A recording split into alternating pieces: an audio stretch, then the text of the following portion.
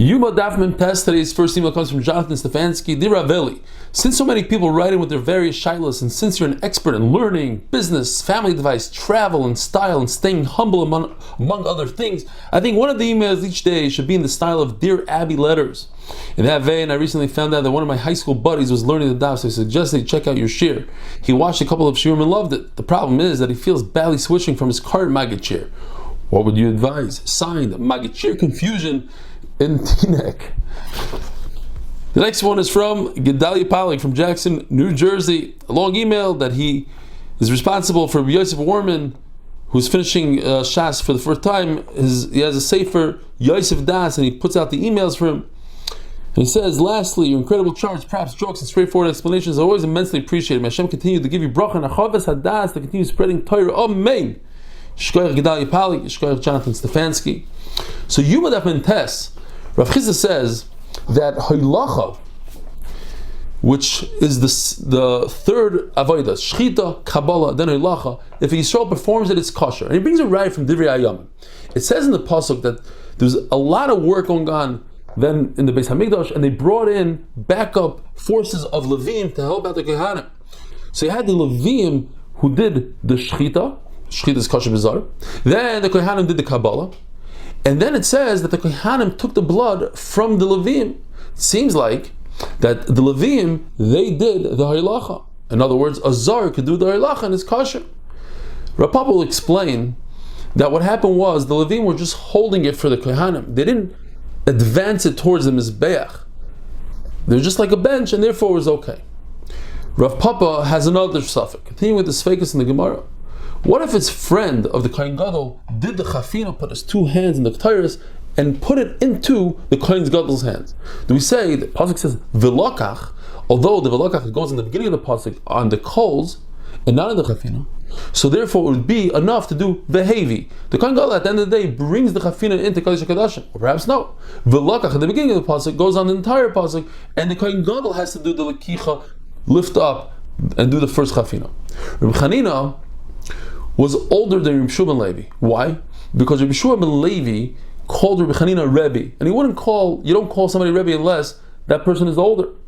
He says, Rebbe Chanina Hitterli, he allowed me to grind and then drink cress juice.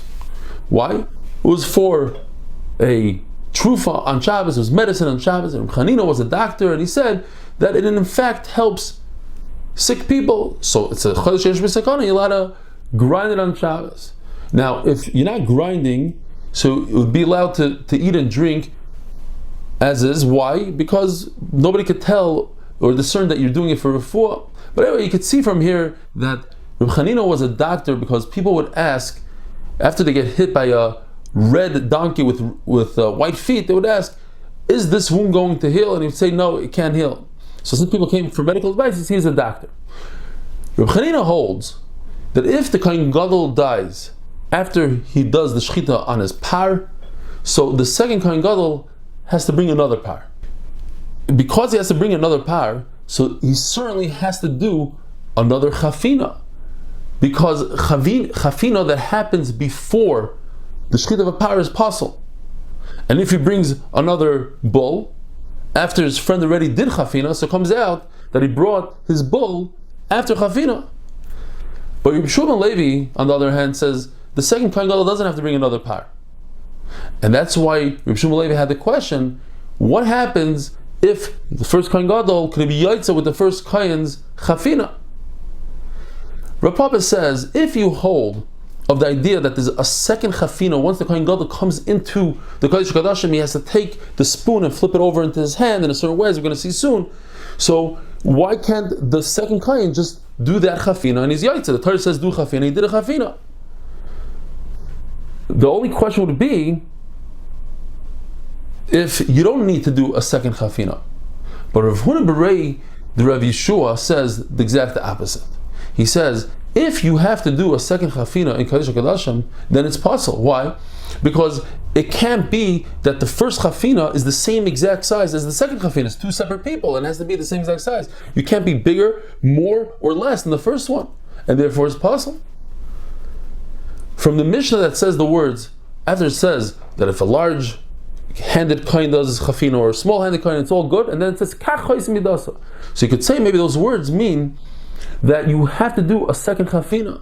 Because no, perhaps maybe it means that you have to make a kli for chafina.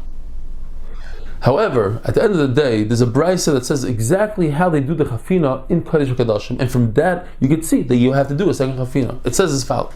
It says the Kohen Gadol holds the spoon with both of his hands, with his fingers, and he brings the spoon closer to him with his thumbs, and he grabs the handle with his elbows, or he does so with his teeth, and then with his thumbs he flips the cup upside down with the ktaris into his hands.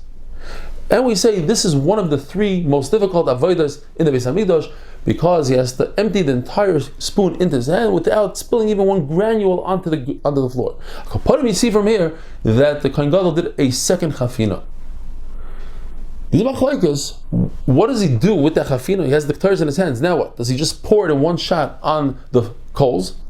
And like this, the smoke will come up very slowly until it overcomes that big pile of ktaris, or perhaps he pours it on slowly and there's going to be a lot of smoke and it'll chase him out of the Kodesh HaKodashim really quickly. If the Kohen Gadol shechs the par and he dies, the question is, does the second Kohen Gadol just take over the blood and keep on going? Machlokes. Rish Lakish and Yizchak say that the blood is just like it's considered the par, so therefore you can just take the blood and go in.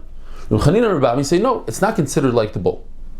Perhaps you could ask from a Korban Pesach. The halacha is that you cannot come in and out of a group once shechita is done.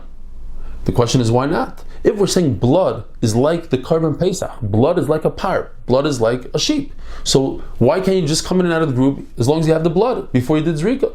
Because you could say by Korban Pesach there's a special Gevus HaKosef, it says miyos miseh, and when you take the hay we switch it into ches, mechayus seh. The seh has to be alive. How about it says that you don't do Pedach Hamor, firstborn donkey, you have to redeem it with a sheep, and not with a calf, and not with a chaya, not with a shechted sheep, and that's the raya. Not with a treifa, not with klai, meaning a goat and a sheep together, or a koi, which is the product of a goat and a deer. But you see that a shechted sheep is not considered a live sheep, that they're two different things. Over there also you can answer, because there's a special Gzeir Shavah that says, you learn from Korban Pesach. But Korban Pesach is only a year old, and has to be a male, and has to be without a mum. But over here, you could have a 2-year-old and a nekeva with a mum. Why? Because it says tifta, it's a riboy. On the flip side, there's a miyot. That if it's shechted or if it's treifa, then it's no good. Why? We have the miyot of seh. Have a wonderful day.